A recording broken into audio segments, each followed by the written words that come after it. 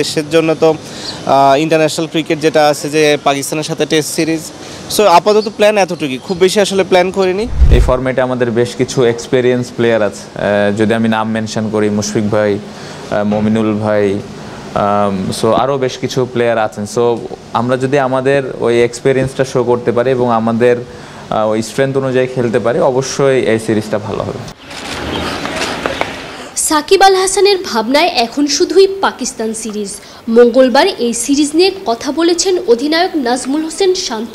অভিজ্ঞ মুশফিকুর রহিম, মুমিনুল ইসলামের ওপর নিজের আস্থার কথা জানালেও শান্ত কি সাকিবের নাম নিতেই ভুলে গেলেন?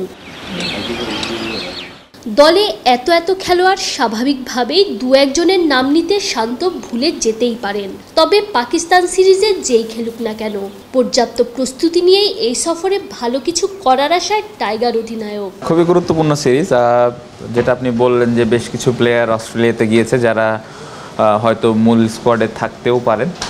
সো তাদের জন্য একটা ভালো অপরচুনিটি ভালো মতো প্রিপেয়ার হওয়ার, এবং আমাদের চিটাগংয়ে 2টা প্র্যাকটিস ম্যাচ আছে সামনে। সো যারা এই স্কোয়াডের সাথে জড়িত থাকবেন তারা ওই প্রিপারেশনটা নিতে পারবেন ঠিক মতো, এবং প্ল্যানিং ওয়াইজ খুব ভালোভাবে প্ল্যান করা আছে। এখন জাস্ট আমরা এই প্র্যাকটিস ম্যাচগুলো এবং আমাদের যাওয়ার আগে বেশ কিছু প্র্যাকটিস সেশনও থাকবে, এগুলো আমরা ঠিক মতো করে যত ভালোভাবে প্রিপেয়ার হতে পারি।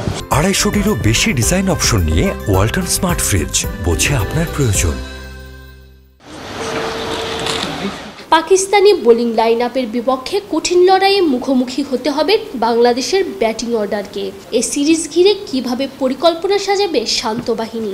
ব্যাটিং প্ল্যানিংটা না বলি, ব্যাটিং প্ল্যানিংটা আমাদের মধ্যে থাক। আমার মনে হয় যে এটা অবশ্য অনেক চ্যালেঞ্জিং হবে।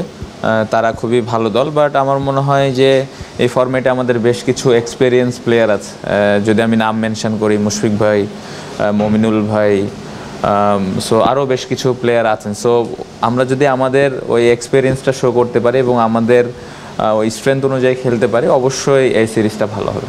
তানজিম ঐশী, অলরাউন্ডার।